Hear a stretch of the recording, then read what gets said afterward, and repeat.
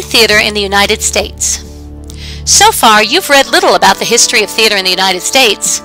Let's take a quick look at the beginnings of theater in our country. As you know, the land that would later become the United States was ruled by Great Britain for most of the 1600s and 1700s.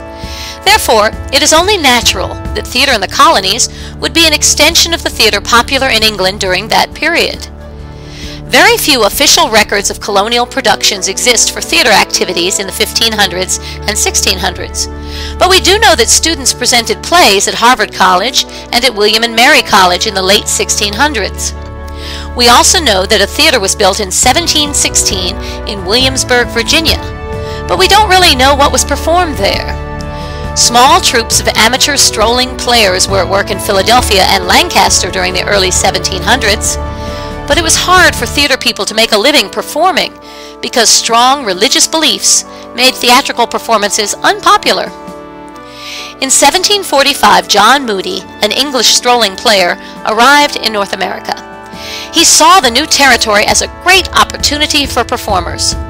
Actors in England were having a hard time finding work.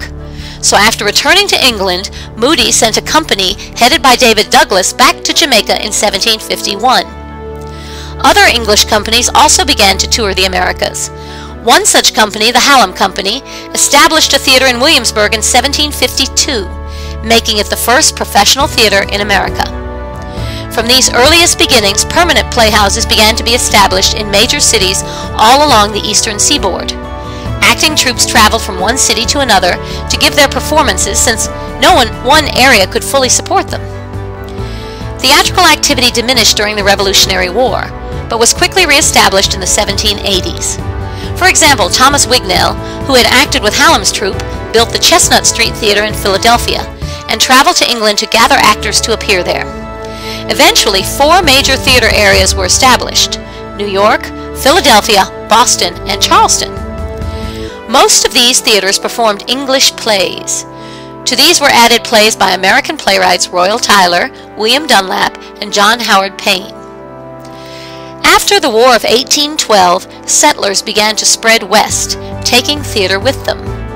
Tour circuits developed that took theater productions into Pittsburgh, down the Ohio River to Kentucky, and into Ohio, Indiana, Tennessee, and Missouri.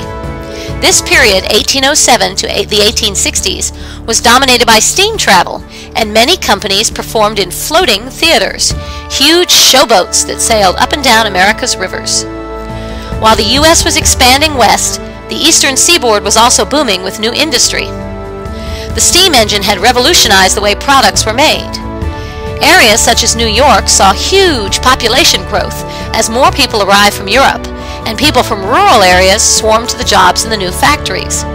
These huge pockets of population needed entertainment, and New York developed into the home of several very large theaters. Investors found it possible to make a profit by financing theatrical productions, which kept citizens in the growing city happy. Soon, Broadway, the New York City street and neighborhood where several key theaters were eventually built, became synonymous with theater.